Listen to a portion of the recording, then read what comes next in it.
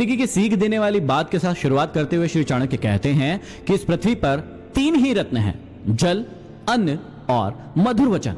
बुद्धिमान व्यक्ति इसकी समझ रखता है, परंतु मूर्ख लोग पत्थर के टुकड़े को ही रत्न कहते हैं। जल और अन्न के बिना मनुष्य का जीवन बिल्कुल भी संभव नहीं है और मधुर वचनों के बिना समाज में विचरण करना मुश्किल है। कटु वचन करने वाले का कोई भी आदर नहीं करता। मनुष्य यदि अधर्म के मार्ग पर चलता है तो उसे अपने जीवन में उपयुक्त दुखों का सामना करना पड़ता है। धन, मित्र, स्त्री और पृथ्वी ये बार बार प्राप्त होते हैं, परंतु मनुष्य का शरीर बार बार नहीं मिलता। इस श्लोक में श्री चाणक्य मानव के शरीर का महत्व बताते हैं। उनके अनुसार मानव शरीर 84 लाख योनियों में भ्रमण करने के उपरांत हमें प्राप्त हुआ है। यह अत्यंत दुर्लभ है। इसमें ईश्वर का स्मरण किया जा सकता है। आगे चाणक्य कहते हैं कि यह एक निश्चित तथ्य है कि बहुत से लोगों का समूह ही शत्रु पर विजय प्राप्त करता है। जैसे वर्षा की धार को धारण करने वाले मेघों के जल को तिनकों के द्वारा तिनके से बना छप्पर ही रोक सकता है। भाव यह है कि एकता में बड़ा बल होता है, वह बड़ी से बड़ी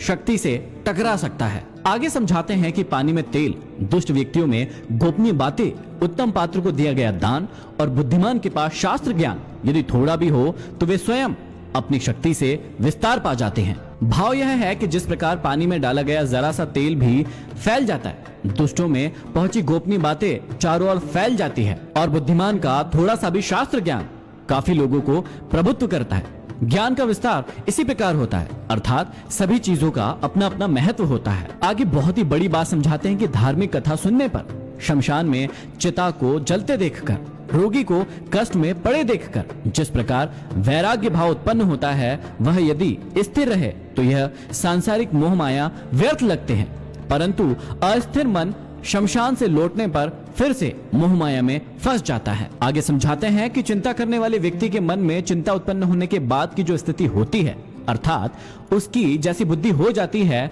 वैसी बुद्धि यदि पहले से ही होती तो भला किसका भाग्योदय नहीं होता।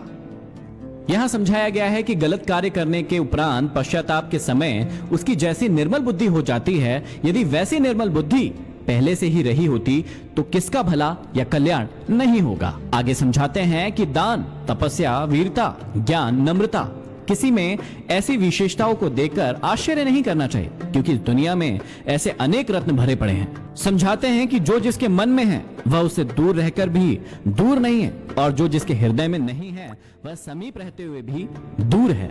भाव यह है कि सच्चा प्रेम हृदय से होता है, उसमें दूरी का अथवा पास होने का कोई भी व्यवधान नहीं होता। सच्चे प्रेम में प्रिय हर समय आंखों के सम्मुख ही रहता है। आगे चाणक्य कूटनीति की ओर इशारा करते हुए कहते हैं कि जिससे भी अपना हित साधना हो उसे सदैव प्रिय बोल बोलना चाहिए। जैसे मृग को मारने के लिए बहेलिया मीठे स्वर में गीत गाता जाता है। राजा, अग्नि, गुरु और स्त्री, इनसे सामान्य व्यवहार करना चाहिए, क्योंकि अत्यंत समीप होने पर ये नाश के कारण होते हैं और दूर रहने पर इनसे कोई फल प्राप्त नहीं होता। भाव यह है कि इनसे व्यवहार करते समय मध्यम मार्ग अपनाएं, न नीम जैसे कड़वे और न गुड़ जैसे मीठे, ज्यादा दूरी भी नहीं और ज्यादा पास भी नहीं। आगे समझाते हैं कि अग्नि, पानी, स्त्रियां, मूर्ख, सांप और राजा कुल से निकट संबंध सावधानी से करना चाहिए, क्योंकि ये 6 तत्काल प्राणों को हरने वाले होते हैं। समझाते हैं कि जिसके पास गुण है उसके पास धर्म है, वही जीवित है। गुण और धर्म से विहित व्यक्ति का जीवन निरर्थक है। चाणक्य समझाते हैं कि यदि एक ही कर्म से समस्त संसार को वश में करना चाहते हो तो 15 मुखों से विचरण करने वाले मन को रोको, अर्थात उसे वश में करो। ये 15 मुख कौन कौन से हैं? ये है मुंह, आंख, कान, नाक, जीभ, त्वक, हाथ, पैर, लिंग, गुदा, रूप, रस, गंध, स्पर्श और शब्द। यहाँ समझाते हैं कि यदि एक ही कर्म से सारे संसार को वश में करना चाहते हो तो पर निंदा करना बंद कर दो। मन को वश में करना और पर निंदा ना करना दोनों ही उचित लगते हैं। ऐसा करके आपके हाथों में वशीकरण मंत्र की शक्ति आ सकती है। आगे कहते हैं कि जो प्रस्ताव के योग्य बातों को प्रभाव के अनुसार, प्रिय कार्य को या वचन को और अपनी शक्ति के अनुसार क्रोध करना जानता है, वही असली पंडित है। अर्थात प्रसंग अनुकूल बात करनी चाहिए। यदि प्रसन्नता का मौका है तो उसमें प्रसन्नता की बात होनी चाहिए।